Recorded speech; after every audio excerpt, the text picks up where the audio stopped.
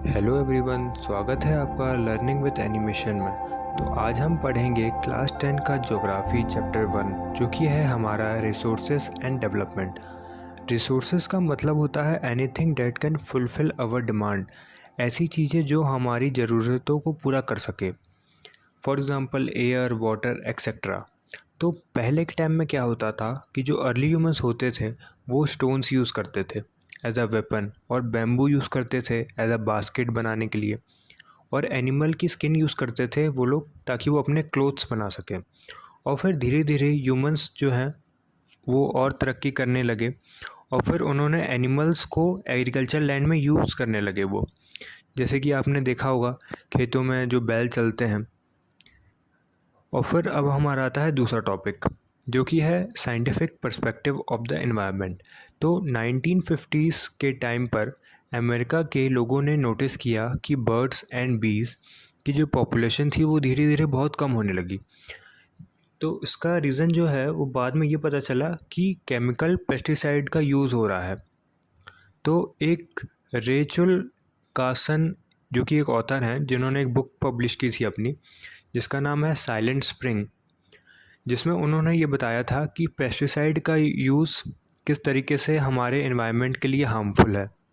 बाद में दुनिया भर के साइंटिस्ट लोगों ने इस पर रिसर्च किया और उन्हें पता चला कि एक छोटा सा सेगमेंट भी पूरे एनवायरनमेंट को बदल सकता है। तो पेस्टिसाइड का यूज़ इंसेक्ट्स कंट्रोल करने में होता है, और फूड ग्रेन से पेस्टिसाइड ह्यूमंस और एनिमल की बॉडी में आ जाते हैं, और लॉन्ग टर्म में इससे कैंसर भी हो सकता है। तो अब आते हैं हमारे अगले टॉपिक पे, जो कि है नेचुरल रिसोर्सेज। तो ऐसे रिसोर्सेज जो कि हमें डायरेक्टली नेचर से मिलते हैं उन्हें हम कहते हैं नेचुरल रिसोर्सेज। जैसे फॉर एग्ज़ाम्पल आयरन ओर, जो कि एक नेचुरल रिसोर्सेज है, पर उससे जो स्टील बनाते हैं वो नेचुरल रिसोर्स नहीं है। तो अब आते हैं नेचुरल रिसोर्स के टाइप्स पर। तो बेसिकली नेचुरल रिसोर्स जो होते हैं वो दो टाइप्स के होते हैं। पहला रिन्यूएबल रिसोर्सेज और दूसरा नॉन रिन्यूएबल रिसोर्सेज। तो renewable resources they replenish by natural resources, they are always present on earth. मतलब कि ऐसे रिसोर्सेज जो कि फिर से रीयूज़ हो सकते हैं। For example sun, wind, water etcetera. अब जैसे जो वाटर है उसको आपने यूज़ किया, तो वाटर को हम फिर से रीयूज़ कर सकते हैं। उसको फिल्ट्रेशन प्रोसेस से फिर से वाटर जो है वो क्लीन हो जाएगा, और फिर से हम उसको रीयूज़ कर सकते हैं। अब आता है हमारा नॉन रिन्यूएबल रिसोर्सेज। मतलब ऐसे रिसोर्सेज जिनको मिलियंस ऑफ ईयर लग जाता है, मतलब लाखों साल लग जाते हैं बनने में। फॉर एग्ज़ाम्पल कोल हो गया, क्रूड ऑयल हो गया, जिनको लाखों साल लग जाते हैं बनने में।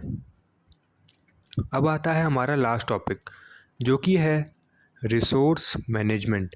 ये हम किस तरीके से जो रिसोर्स हैं उनको मैनेज कर सकते हैं। तो पहला है फोकस ऑन अल्टरनेटिव रिसोर्सेस। मतलब है कि जैसे हम अभी बहुत ज़्यादा कोयले पे डिपेंड है। क्योंकि जो कोयला है उससे इलेक्ट्रिसिटी बनती है। तो अगर हम एक अल्टरनेटिव रिसोर्सेज में देखें तो कोयले की जगह हम सोलार एनर्जी यूज़ कर सकते हैं इलेक्ट्रिसिटी के लिए, विंड पावर भी यूज़ कर सकते हैं। और दूसरा है हमारा implementation of pollution control laws. मतलब देखिए, गवर्नमेंट जो है वो लॉज तो बना देती है पॉल्यूशन कंट्रोल करने के लिए, पर ग्राउंड लेवल पर जो रियलिटी होती है वो कुछ और होती है। मतलब है कि जो गवर्नमेंट है उनको ये भी देखना चाहिए कि लोग जो हैं वो अच्छे से जो लॉज हैं उसको इम्प्लीमेंट कर रहे हैं कि या नहीं कर रहे हैं। और गवर्नमेंट को ये भी ध्यान देना चाहिए कि जितने भी इंडस्ट्रीज़ हैं, फैक्ट्रीज़ वगैरह हैं, उसमें एक पॉल्यूशन कंट्रोल लगाया जाए, ताकि ये पता चले कि क्या, ताकि हम ज़्यादा से ज़्यादा जो पॉल्यूशन है उसको कंट्रोल कर सकें। और जो गवर्नमेंट है उसको हर एक रीजन में वेस्ट ट्रीटमेंट फैसिलिटी भी प्रोवाइड करना चाहिए।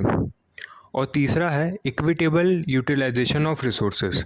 मतलब कि हम सभी को जो रिसोर्सेज हैं उसको इक्वली यूज़ करना चाहिए। ऐसा नहीं कि कोई बहुत ज़्यादा यूज़ कर रहा है और उसका मिसयूज़ कर रहे हैं रिसोर्सेज का, ताकि जो रिसोर्सेज है वो हमें फ्यूचर में भी हम उसको यूज़ कर सकें। तो इसी में एक गांधी जी ने एक बार कहा था, the world has enough for everyone's need but not for everyone's creed.